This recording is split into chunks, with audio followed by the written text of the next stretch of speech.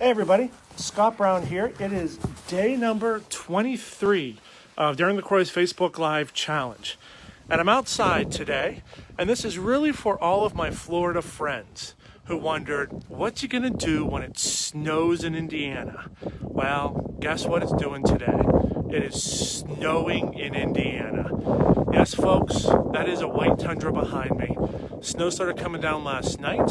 It was actually about 38 degrees yesterday, which meant that it was raining when we went to bed last night. Temperatures dropped to about 26, so all of that water froze.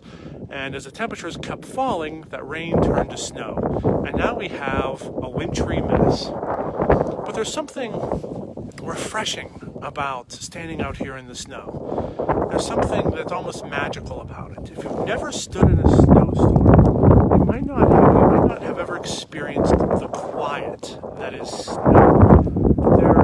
When it rains, especially in Florida, when it rains, it's loud. It's a rumble. There's a visceral feeling you get from the sound of the water hitting the roads. When it snows, it's just gentle. It's like a million angels fallen from the sky to repaint the earth. And it's beautiful. It gives an incredible setting. But I want to talk about setting very briefly today. Because when you're telling a story, when you're giving a presentation, when you're trying to connect to an audience, setting matters immensely. And don't just tell people where you are. It'd be one thing to just say, well, I'm standing outside in the snow.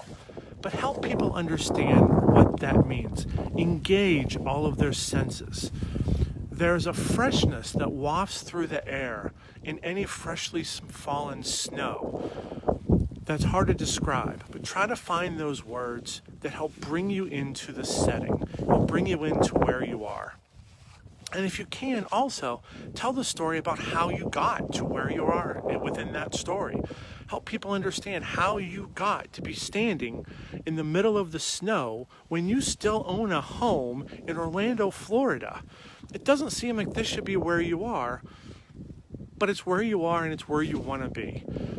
So the backstory to how I got here is that about 15 years ago, when I was working for Bloomingdale's, I started to have these thoughts that I wanted to do something with leadership beyond just being a leader within a store. I wanted to do something bigger. And I started to research and I started to look into going back to grad school for leadership. And one thing I kept hearing time and time again was how female leaders constantly hit this glass ceiling. And they hit this glass ceiling not just because of corporate politics and outdated expectations, but they hit a ceiling because there's a dynamic between home and work where when women are expected to be perfect at both, and it's unrealistic, and they get burned out. There's a ceiling that they can't get past because they're expected to be one thing at home, expected to be perfect at work, and it just doesn't work out. And I made the decision back when I worked for Bloomingdale's, before we ever even came back to Florida the last time, that I wanted to ensure that Kelly had the best opportunity for her career. And I would never put her in a position where she had to choose between what was best for the family, what was best for her career, and have to make a decision that would at some point she'd have to regret. So I made the decision that whatever it was going to be, I was going to eliminate that choice from her life, and we were going to go wherever her career took us. At that point, I just never envisioned that career was going to take us here. And I see Coach Carrington has joined. Hey, Kev, how are you doing, buddy? Good to see you. Hope you're out enjoying the warm weather in Florida, hopefully by the pool that looks nothing like this. So setting matters. The backstory matters.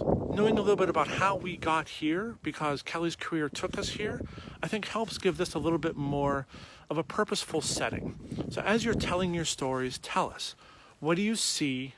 What do you feel? What do you hear? What do you smell? Bring all those senses into the story that you're telling. And if you can, you're going to connect with your audience in a way that you couldn't possibly connect if you just said, hey, it's snowing outside. Allow them to be out here with you in the snow, to experience it, to feel it, to live it.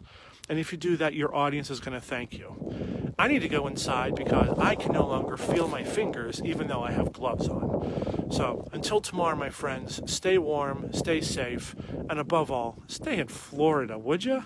See you, my friends.